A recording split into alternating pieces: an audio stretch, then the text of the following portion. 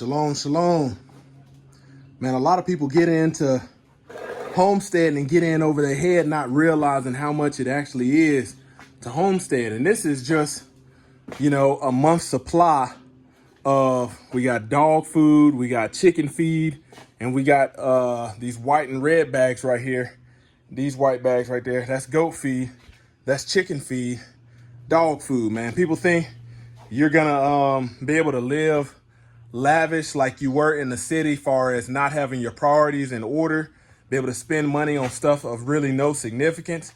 But in order to maintain your farm animals, your livestock, your dogs that are for protection, and stuff like that, you get used to going to get a supply like this, depending on how big your homestead is, how much animals you have. And we're getting ready to enter into the dead season, so there's not really going to be too much growing. And I definitely give the goats and whatnot a little bit more feed during the dead season. In the summertime, man, they can graze and eat hay and stuff like that. They'll eat it in the winter, but want to keep them good. And the same thing with these this chicken. This is 15% egg ration pellets.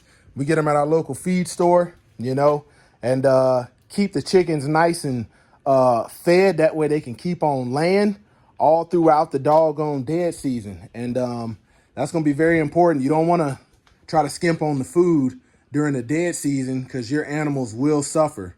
And goats have a hormone. A lot of people don't know goats have a hormone that is released if they get stressed or their body goes into like something that happens in the wintertime. Man, your goats will die on you. So keeping them good and fed, keeping them good and thick. Right now, we've been thickening them up for the past month, and this is what it requires, man. If you look, man, I'm just getting back from the feed store, so ain't no Jordans, ain't no buying no Jordans, and no retros and none of that. We're spending doggone money on feed. So if you're thinking about homesteading, don't think that you're gonna be able to live a life of luxury like you lived in the cities. You have to shift your priorities in order to make sure the homestead can thrive. And this is what it comes down to. And some of this dog food right here we'll use for our dog boarding business when people board and don't have food and we have to provide food, and we'll use some of that. But this is a regular routine.